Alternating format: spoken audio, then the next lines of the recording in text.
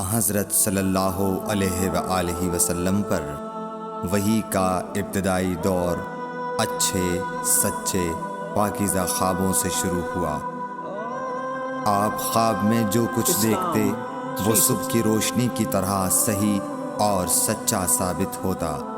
پھر من جانب قدرت آپ تنہائی پسند ہو گئے اور آپ نے غار حرا میں خلوت نشینی اختیار فرمائی اور کئی دن اور رات وہاں مسلسل عبادت اور یاد الہی و ذکر میں مشغول رہنے لگے۔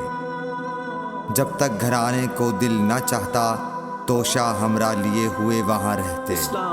توشہ ختم ہونے پر ہی اہلیہ محترمہ حضرت خدیجہ رضی اللہ تعالی عنہا کے پاس تشریف لاتے اور کچھ توشہ ہمراہ لے کر پھر وہاں جا کر خلوت گزین ہو جاتے۔ یہی طریقہ جاری رہا یہاں تک کہ آپ پر حق منکشف ہو گیا اور آپ غار حرا ہی میں قیام پذیر تھے کہ اچانک حضرت جبرائیل علیہ السلام آپ کے پاس حاضر ہوئے اور کہنے لگے کہ اے محمد پڑھو۔ آپ فرماتے ہیں کہ میں نے کہا کہ میں پڑھنا نہیں جانتا۔ آپ صلی اللہ علیہ وسلم فرماتے ہیں کہ فرشتے نے مجھے پکڑ کر اتنے زور سے بھینچا کہ میری طاقت جواب دے گئی۔ پھر مجھے چھوڑ کر کہا پڑھو۔ میں نے پھر وہی جواب دیا کہ میں پڑھا ہوا نہیں ہوں۔ اس فرشتے نے مجھ کو نہایت ہی زور سے بھینچا کہ مجھ کو سخت تکلیف محسوس ہوئی۔ پھر اس نے کہا کہ پڑھ۔ میں نے کہا میں پڑھا ہوا نہیں ہوں۔ فرشتے نے تیسری بار مجھ کو پکڑا اور تیسری مرتبہ پھر مجھ کو بھینچا۔ پھر مجھے چھوڑ دیا اور کہنے لگا کہ پڑھو اپنے رب کے نام کی مدد سے جس نے پیدا کیا اور انسان کو خون کی پھٹکی سے بنایا۔ پڑھو اور آپ کا رب بہت ہی مہربانیاں کرنے والا ہے۔ بس یہی آیتیں آپ حضرت جبرائیل علیہ السلام سے سن کر اس حال میں غار حرا سے واپس ہوئے کہ آپ کا دل اس انوکھے واقعے سے کانپ رہا تھا۔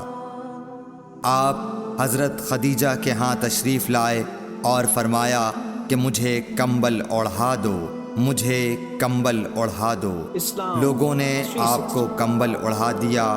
جب آپ کا ڈر جاتا رہا تو آپ نے اپنی زوجہ محترمہ حضرت خدیجہ رضی اللہ تعالی عنہا کو تفصیل کے ساتھ یہ واقعہ سنایا اور فرمانے لگے کہ مجھ کو اب اپنی جان کا خوف ہو گیا ہے۔ آپ کی اہلیہ محترمہ حضرت خدیجہ رضی اللہ تعالی عنہا نے آپ کی ڈھارس بندھائی اور کہا کہ آپ کا خیال صحیح نہیں ہے۔ اللہ کی قسم آپ کو اللہ کبھی رسوا نہیں کرے گا۔ آپ تو اخلاق فاضلہ کے مالک ہیں۔ آپ تو کنبہ پرور ہیں، بے کسوں کا بوجھ اپنے سر پر رکھتے ہیں، مفلسوں کے لیے آپ کماتے ہیں، مہمان نوازی میں آپ بے مثال ہیں اور مشکل وقت میں آپ امر حق کا ساتھ دیتے ہیں۔ ایسے اوصاف حسنہ والا انسان یوں بے وقت ذلت و خواری کی موت نہیں پا سکتا۔ پھر مزید تسلی کے لیے حضرت خدیجہ رضی اللہ تعالی عنہا آپ کو ورقہ بن نوفل کے پاس لے گئیں جو ان کے چچا زاد بھائی تھے اور زمانہ جاہلیت میں نصرانی مذہب اختیار کر چکے تھے اور عبرانی زبان کے کاتب تھے۔ چنانچہ انجیل کو بھی حسب منشائے خداوندی عبرانی زبان میں لکھا کرتے تھے۔ انجیل سریانی زبان میں نازل ہوئی تھی، پھر اس کا ترجمہ عبرانی زبان میں ہوا۔ ورقہ اسی کو لکھتے تھے۔ وہ بہت بوڑھے ہو گئے تھے، یہاں تک کہ ان کی بینائی بھی رخصت ہو چکی تھی۔ حضرت خدیجہ رضی اللہ تعالی عنہا نے ان کے سامنے آپ کے حالات بیان کیے اور کہا کہ اے چچا زاد بھائی، اپنے بھتیجے محمد صلی اللہ علیہ وسلم کی زبانی ذرا ان کی کیفیت سن لیجئے۔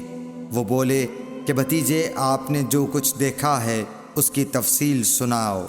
چنانچہ آپ صلی اللہ علیہ وآلہ وسلم نے از اول تا آخر پورا واقعہ سنایا، جسے سن کر ورقہ بے اختیار ہو کر بول اٹھے کہ یہ تو وہی ناموس معزز رازدان فرشتہ ہے جسے اللہ نے حضرت موسیٰ علیہ السلام پر وحی دے کر بھیجا تھا۔ کاش میں آپ کے اس عہد نبوت کے شروع ہونے پر جواں عمر ہوتا، کاش میں اس وقت تک زندہ رہتا جب کہ آپ کی قوم آپ کو اس شہر سے نکال دے گی۔ رسول کریم صلی اللہ علیہ وآلہ وسلم نے یہ سن کر تعجب سے پوچھا کہ کیا وہ لوگ مجھ کو نکال دیں گے، حالانکہ میں تو ان میں صادق و امین و مقبول ہوں؟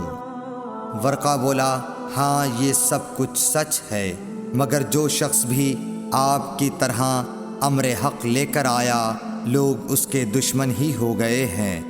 اگر مجھے آپ کی نبوت کا وہ زمانہ مل جائے تو میں آپ کی پوری مدد کروں گا، مگر ورقہ کچھ دنوں کے بعد انتقال کر گئے، پھر کچھ عرصے تک وحی کی آمد موقوف رہی۔